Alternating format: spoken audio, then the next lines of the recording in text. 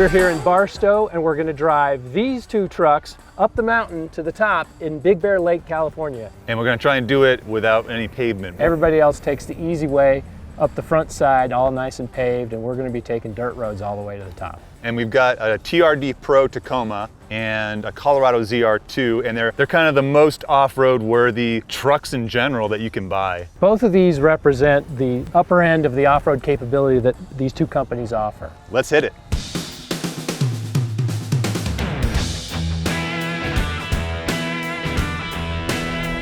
Barstow is a hub of desert off-road activity, and we're already in the signature whoop-de-doo type of surface that the desert is known for. This particular area is where a lot of off-road race trucks tune up between events. That's not us, but still, we have quite a bit more travel than the standard versions of our trucks. This Colorado ZR2 I'm driving has a long travel suspension, trick shocks, knobby tires, extra track width. It's hiked up, it's got more clearance. The front end's all cut away for a lot of clearance when you're in the rocks especially. But here we are in the whoops, and these Multimatic shock absorbers are already paying dividends. All right, I'm in the TRD Pro, Dan's in ZR2. We're in 4 high, we're in this desert wash. Going about 45. This thing's hopping around, but there's no limitation on the traction control. I mean, there's a limitation, but it's pretty cooperative. Unfortunately, the multi-terrain select feature is only available when you're in 4 low, and I'm in 4 high, so I don't get the advantage of Toyota's multi-terrain select right now.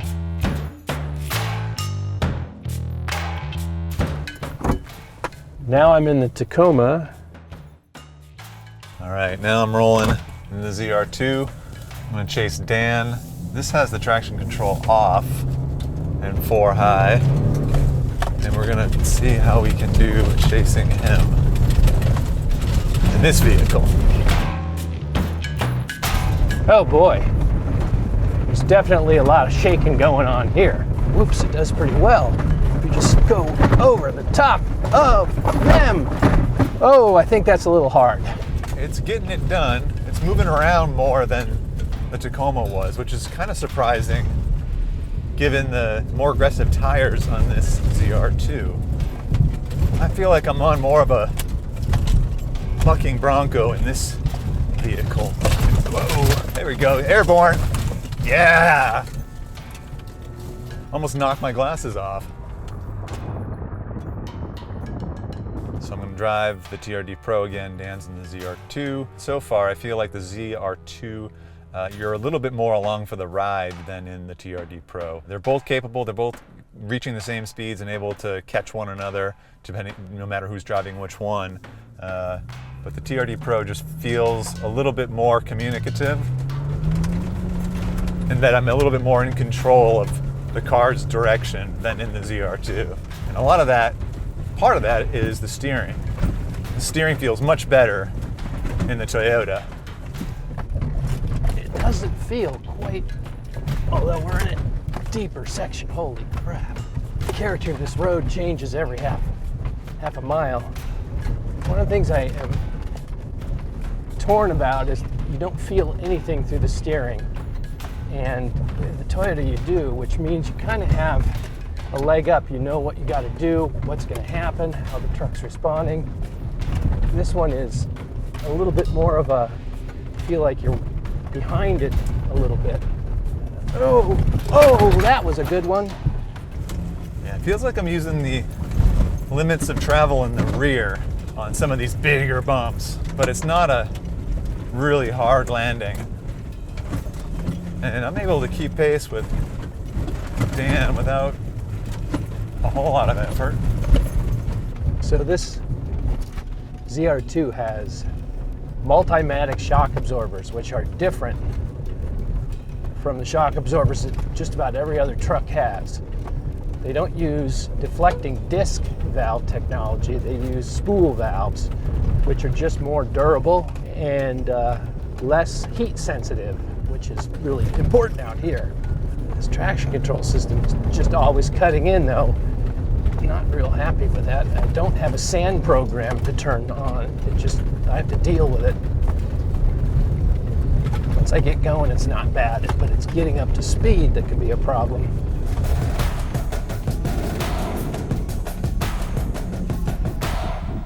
Well, that was fun. That was a lot of fun. I mean, you kind of just boned out in the ZR2 on the really loose stuff. Right. And I was like, oh, it's going to be like that. So, so I hammered down and the thing took it. I mean, it was more a limitation on me not knowing the terrain, more so than a limitation on the Yeah, and track. I was always looking around the next corner to make sure I didn't have a high-speed missile coming at me the other way. But yeah, there was one time though where I was in a really deep rut where it kind of grounded out just a little bit underneath the center. Nothing big, but I felt it touch. Just once, right? Yeah. I had this exact same thing really? happen. It's probably the same spot. Yeah, I'm so sure it just was. kind of grazed down. Yeah, I could tell when going into it. I said, oh, that's a little bit of a high crown in the middle, you know, and the ruts were really deep. Pretty soon we're going to hit the mountains and we'll start climbing.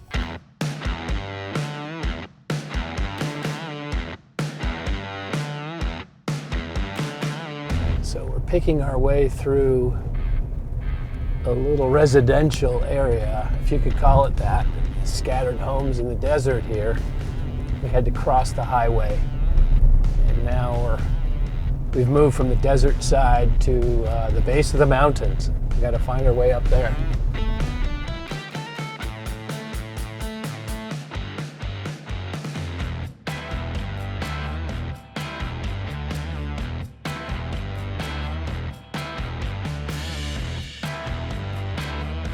Yeah, I checked with the Forest Service about the condition of the road up top, but they didn't say anything about the part of the road that's out of their jurisdiction down below. Well, it doesn't say the road's closed. It just says caution, so we can use caution. Oh, I don't know about that. These are red. But you're right, it doesn't say closed. I don't know, I'm colorblind. I can't see red.